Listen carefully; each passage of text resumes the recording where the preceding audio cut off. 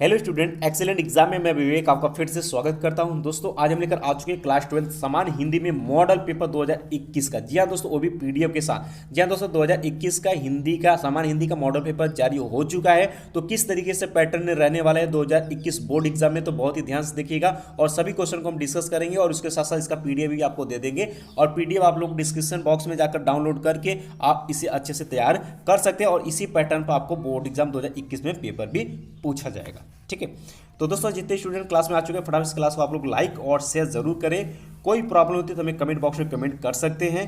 और दोस्तों जो स्टूडेंट चैनल पहली बार है, चैनल को जरूर सब्सक्राइब करें ताकि जितने भी इंपॉर्टेंट क्लासेस चल रही हैं बोर्ड एग्जाम से रिलेटेड वो आप तक नोटिफिकेशन पहुंच सके और आप उसे अच्छे से तैयार कर सके। ठीक है, और दोस्तों बहुत सारे कमेंट बच्चे क्या कर रहे हैं कि इस समय नए नए क्वेश्चन को लगा रहे हैं। तो आपको ध्यान देने वाली बात यह है कि अब से अगर आपको अच्छा परसेंटेज चाहिए तो आपको सिर्फ सिर्फ सिर्फ सिर्फ आपको क्वेश्चन बैंक खरीद लेनी है। उसमें जितने बोर्ड में आए हुए क्वेश्चन सिर्फ उसी को आपको लगाना है, उसी से आपका परसेंटेज डिसाइड होगा। इस बात को बहुत ही ध्यान से सुनिए, सीरियसली लीजिए, क्योंकि मैं इतने सालों से देखते आ रहा हूँ। पर साल मैंने बताया था, हमारे जो भी स्टूडेंट थे हमारे बातों को उन्होंने माना था और अच्छा परसेंटेज भी लाए थे।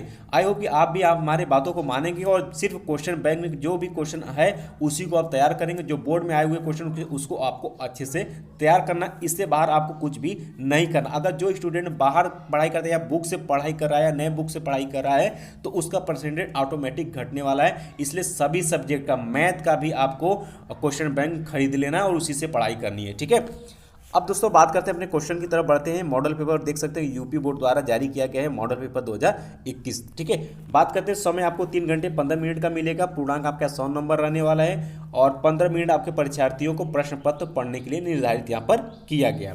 पहला इसमें आप निर्देश दिया गया कि संपूर्ण प्रश्न 2 खंडों में आपको विभाजित रहे, खंड क और खंड ख में, और सभी प्रश्न आपको करना अनिवार्य रहेगा। अब यहाँ बात करते हैं तो आपका खंड का शुरू हो जाता है। खंड क में पहला क्वेश्चन आपसे मिलेगा हिंदी गद्य साहित्य के विकास से। तो बात करते हैं तो पहला क्वेश्चन यहाँ पर दिया है कुटज निबंध संग्रह के लेखक है। 4 ऑप्शन आपको मिलता है। अगर आंसर पता है तो जरूर हमें कमेंट बॉक्स में कमेंट करिएगा।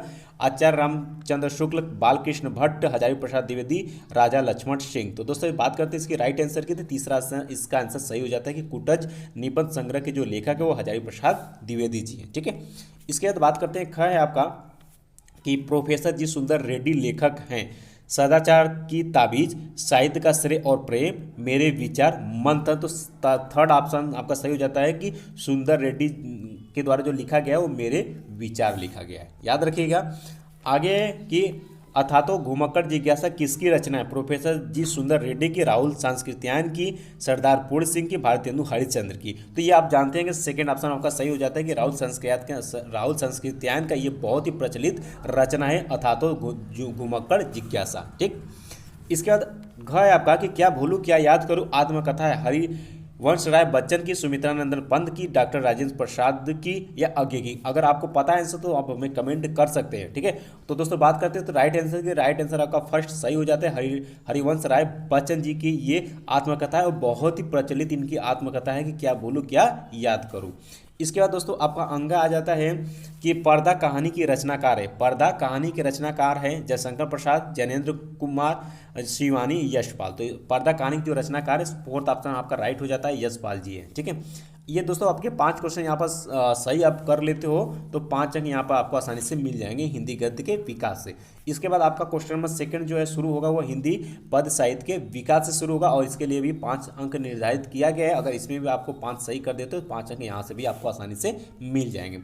तो बात करते हैं, पहला क्वेश्चन है कि परमार रासो किस काल की रचना है? भक्ति काल, आदि काल, रीति काल, आधुनिक काल। तो दोस्तों परमार रासो जो है वो आदि काल की रचना है। ठीक है, अब ध्यान देने वाली बात है, एक ट्रिक आप समझिए कि अगर किसी भी शब्द में अगर रासो लिखा आ जाए तो वो हमेशा किससे रिलेटेड रहेगा? आदिकाल से। ठीक है, आदिकाल से। जिस प्रकार से अगर बोल देता है कि पृथ्वीराज रासो किस काल के कवि हैं तो क्या बोलते बताएंगे आप? आदिकाल के कवि है। या फिर आपसे पूछ सकता है कि खुमान रासो किस काल के कवि, तो आदिकाल के। तो रासो शब्द याद रखिएगा, ये कॉमन पॉइंट रहेगा। ठीक है, इसके बाद दोस्तों अगला क्वेश्चन है कि चंदर बरदाई की रचना है।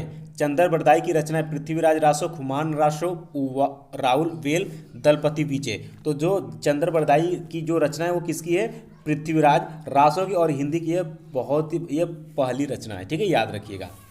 इसके बाद बात करते हैं ग है, ये आंसर सभी को पता होगा कि सूरसागर के रचनाकार है कबीरदास, सूरदास, जयसी, तुलसीदास। तो सेकंड ऑप्शन आपका सही हो जाएगा, सूरदास जी है।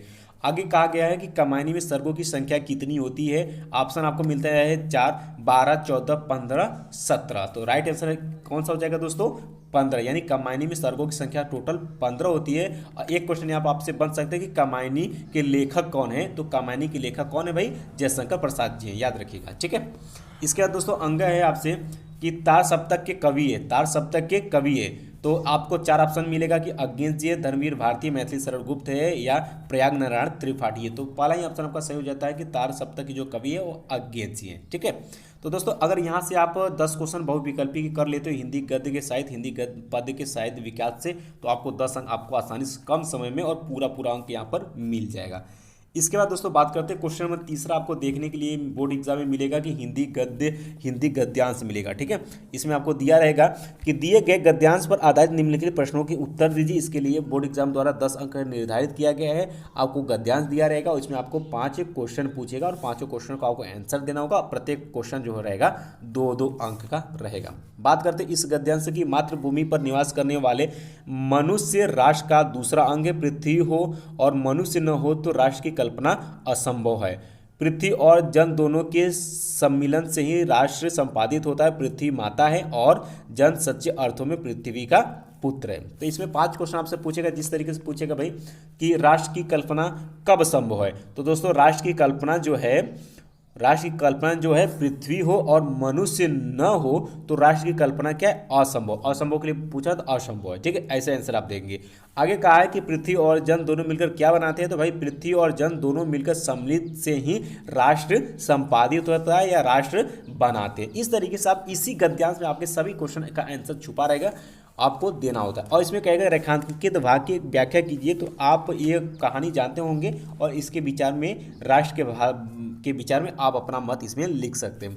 और लास्ट में आपसे पूछेगा कि पाठ का शीर्षक और लेखक का नाम लिखिए। तो दोस्तों ये जो गद्यांश है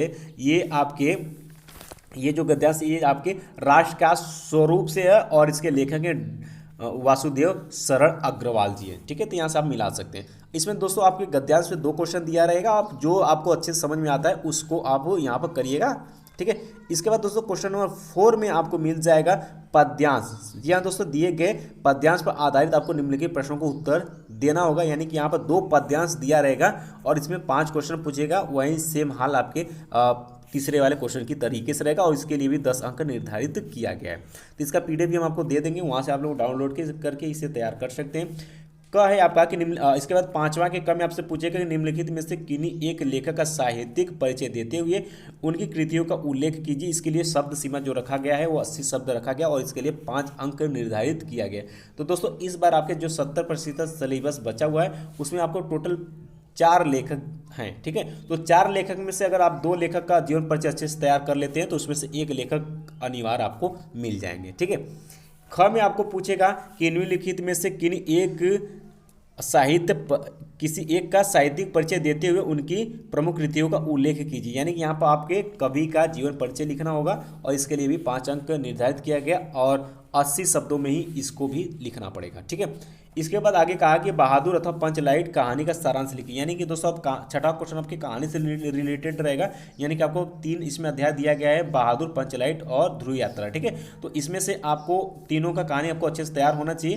ज़्यादातर आपको कहानी पूछता है तो कहानी का आपको सिर्फ सारांश लिखना है और इसके लिए भी 80 शब्द का ही समय सीमा दिया गया है, 80 शब्दों में ही लिखना है और इसके लिए 5 अंक यहाँ पर निर्धारित किया गया है। इसके बाद क्वेश्चन नंबर 7 आपसे पूछेगा स्वपठित खंडकाव्य के आधार पर किसी एक खंड के एक प्रश्न का उत्तर आपको दीजिए और इसके लिए भी अधिकतम शब्द सीमा 80 रखा गया और इसके लिए 5 अंक निर्धारित किया गया। तो दोस्तों ये जो खंड काव्य है हर जिले में अलग अलग खंड काव्य हैं, तो ये आपको पता होना चाहिए कि हमारे जिले में कौन सा खंड काव्य चलता है, ठीक है। तो ये आप पूछ सकते हैं या तो अपने घर में जो भी बड़े भाई हैं जो पढ़ चुके हैं उनसे पूछेंगे तो वो भी आपको बता देंगे अगर आपको जानकारी नहीं है तो, ठीक है। और देख सकते हैं यहाँ पर कि पहला आपसे पूछा है श्रवण कुमार का खंड काव्य है। यहाँ पर मुक्ति यज्ञ खंड काव्य है, रश्मि रथी खंड काव्य है, आलोक वृत्त खंड काव्य है, सत्य की जीत खंड काव्य। इसमें जो आपके जिले में वहीं आपको इसमें से आंसर आपको देना होगा।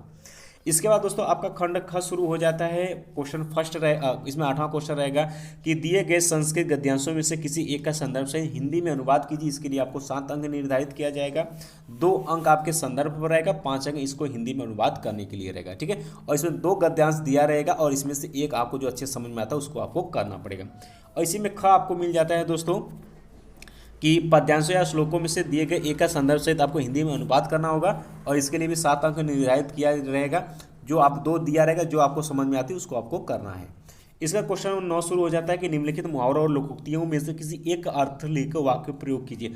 4 आपको दिया रहेगा, एक आपको करना होगा। अगर सही अर्थ लिखते हैं तो 1 अंक मिलेगा और फिर सही वाक्य प्रयोग करते हैं तो 1 अंक मिलेगा। ओवरऑल बात करें तो 2 अंक यहाँ से आपको मिल जाएंगे।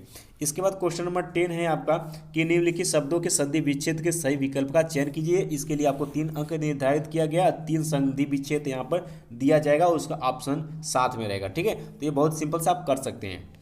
इसके बाद दोस्तों ख है आपका कि दिए गए निम्नलिखित शब्दों की सही विभक्ति और वचन के अनुसार चयन आपको करना। 2 अंक यहाँ पर निर्धारित किया गया है। तो दोस्तों आपको ध्यान देने वाली बात यह है कि आपको अगर संधि विच्छेद नहीं आती या इंपॉर्टेंट संधि विच्छेद चाहिए, जो भी मैटर चाहिए, और हमें कमेंट बॉक्स में कमेंट कर दीजिएगा। उस हिसाब से हम आपको हिंदी में भी क्वेश्चन बता देंगे, ठीक है। ख में आपको क्या भाई पूछेगा, विभक्ति और वचन पूछेगा। 2 दिया रहेगा, उस 4 ऑप्शन दिया रहेगा, उसको आपको करना होगा और 1 अंक इसके लिए निर्धारित किया गया है।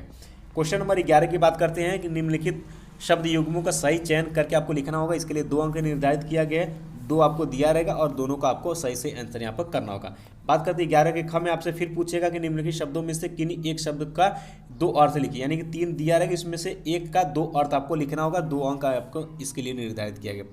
इसके बाद दोस्तों ग में आपसे पूछेगा कि निम्नलिखित वाक्यांशों के लिए एक शब्द का चयन करके लिखिए। इसके लिए 2 अंक निर्धारित किया गया है कि जिसका कोई शत्रु पैदा न हो, अजात हो। तो इस तरीके से आपको इसमें देना होगा, ठीक है। इसके बाद इसमें दूसरा क्वेश्चन भी इसी तरीके से रहेगा।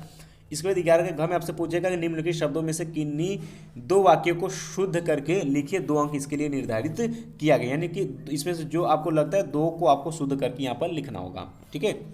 और इसके बाद बात करते हैं क्वेश्चन नंबर 12 में आपसे पूछेगा कि वीर या हास्यरस का स्थायी भाव बताते हुए परिभाषा और उदाहरण दीजिए। इसके लिए 2 अंक। और इसके बाद अलंकार आपसे पूछेगा, इसके लिए भी 2 अंक। दोहा, चौपाई, सोरठा पूछेगा, इसके लिए आपको 2 अंक, ठीक है। इसका क्वेश्चन नंबर 13 है कि क्वेश्चन नंबर 13 में आपको पत्र लेखन के लिए क्वेश्चन पूछेगा, ठीक है। तो पत्र लेखन में 2 दिया रहेगा, जो आपको पता है, अच्छे समझ में आता है उसको लिखिए, क्योंकि पत्र लेखन के बारे में मैंने आपको इंपॉर्टेंट वीडियो दे चुके हैं। इसके बाद बात करते हैं क्वेश्चन नंबर 14 आपसे पूछेगा कि निम्नलिखित विषयों में से किसी एक पर अपनी भाषा शैली में निबंध लिखिए। और इसके लिए आपको 4 आपको यहाँ पर निबंध दिया रहेगा, जो आपको अच्छे से समझ में आती है उस पर आप निबंध लिखिए। निबंध के इंपॉर्टेंट पर मैंने वीडियो बनाकर आपको PDF ही दे रखा है। अगर नहीं आपको पता है तो डिस्क्रिप्शन बॉक्स में उसका लिंक मिल जाएगा, वहाँ से भी आप लोग देख सकते हैं और उसे आप डाउनलोड कर सकते हैं, ठीक है। तो दोस्तों आई होप कि आपको ये मॉडल पेपर 2021 का जो जारी किया गया है ये आपको अच्छे से समझ में आ गया होगा और इसी तरीके से आपको बोर्ड एग्जाम में पेपर भी पूछा जाएगा, ठीक है। फटाफट से आप लोग तैयार कर लीजिएगा। कोई प्रॉब्लम होती है तो हमें जरूर कमेंट बॉक्स में भी कमेंट कर सकते हैं। और जो नए स्टूडेंट हैं उनके लिए अगर आप चाहते हैं तो हमें व्हाट्सएप पर भी आप हमसे जुड़ सकते हैं। व्हाट्सएप नंबर हमारा आप लोग नोट कर लीजिए।